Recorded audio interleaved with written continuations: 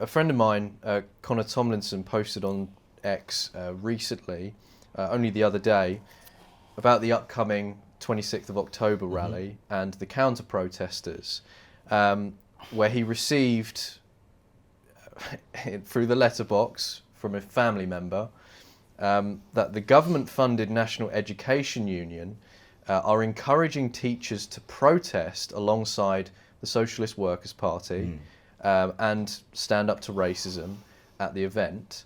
Obviously, you guys will be going to cover this. We've seen this before in previous rallies.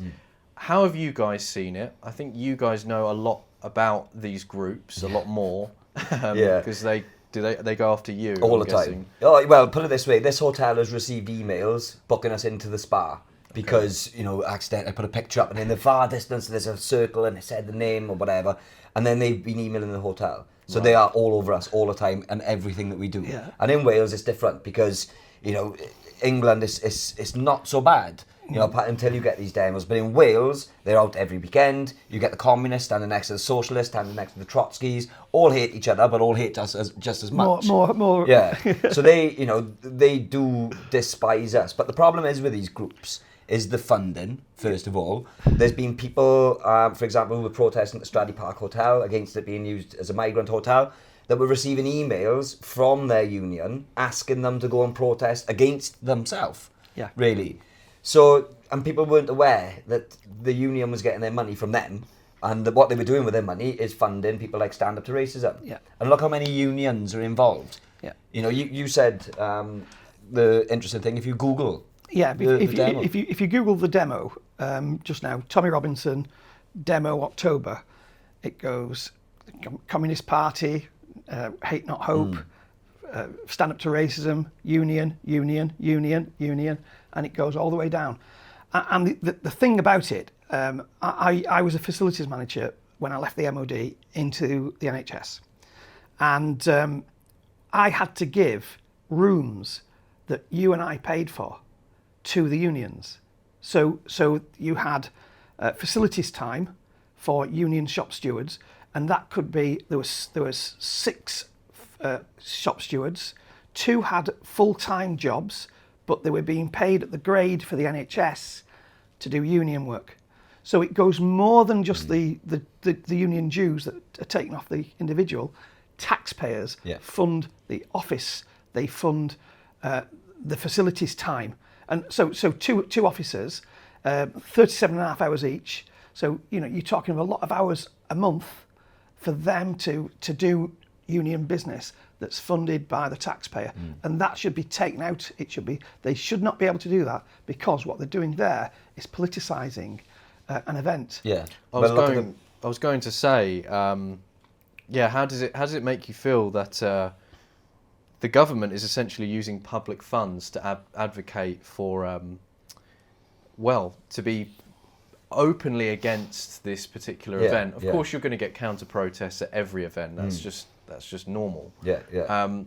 How does it make you guys feel about all of that? Well, perfect example is Telford, right? This is the one that always got me, and it's we're down by the stage, and there's a victim of child rape on the stage telling her story. A documentary. The first time she's ever spoken in public to anybody. And she came out and she was very brave. And then at the back, you had Stand Up to Racism with the National Union of Teachers. So you had teachers there counter-protesting against a protest which is highlighting child rape. And there's teachers there trying to stop that event from happening. Another one is... stop that person from speaking. And stop that, they were calling her a Nazi when she was on the stage. Her videos on, she's being called a Nazi by Stand Up to Racism. So that's just not on. And then if you look at the recent one, now Tommy, has got on in court soon, that was teachers. The teachers hid the truth from what was going on. Tommy had to get a hidden camera and get the truth from them because they took the hush money. So, these people are just morally corrupt, morally bankrupt. Yeah, they are. And of course, the Andy Burnham, Chief Commissioner for the Police in Greater Manchester, he's up to his eyeballs in this in the grooming scandal cover-up. In Rochdale, Bury, Bolton, Ashton, all of those neighbouring towns, he was in charge. and he's covered it up. And in Oldham, it's an ongoing saga. It's a It's scandal everywhere. that's going on, Yeah. and he's at the top. So when you talk about politicians being dirty, look no further than him. Yeah, and stand-up's racism. You know, they seem, you know, they put in on free buses. You know, you can get a free ticket if you're unemployed. You can get a cheaper ticket if you're skint or something. It says, but Yeah. you know, these are buses from everywhere. Yeah, make a You know, donation if you're unemployed. Yeah. How, you know, how do they get all this money? You know, this isn't just through little donations or things like that. This is a business. And, you know, you've seen them, they turn up and their placards are all there, all taped together, freshly made with their bits of wood. You know, I liken them to the brown shirts of Nazi Germany, because they are the ones, apparently the left these days, are the ones who are doing the government's dirty work. Yeah. So they're doing the brown shirt work. They're going out and they're getting in the faces of people. They're just trying to destroy people's lives. You know, we get emails all the time. If we go anywhere, do anything. If we book anywhere, you know, they hammer it. They threaten to turn up and protest against it, or they say that the business is going to get hammered with reviews.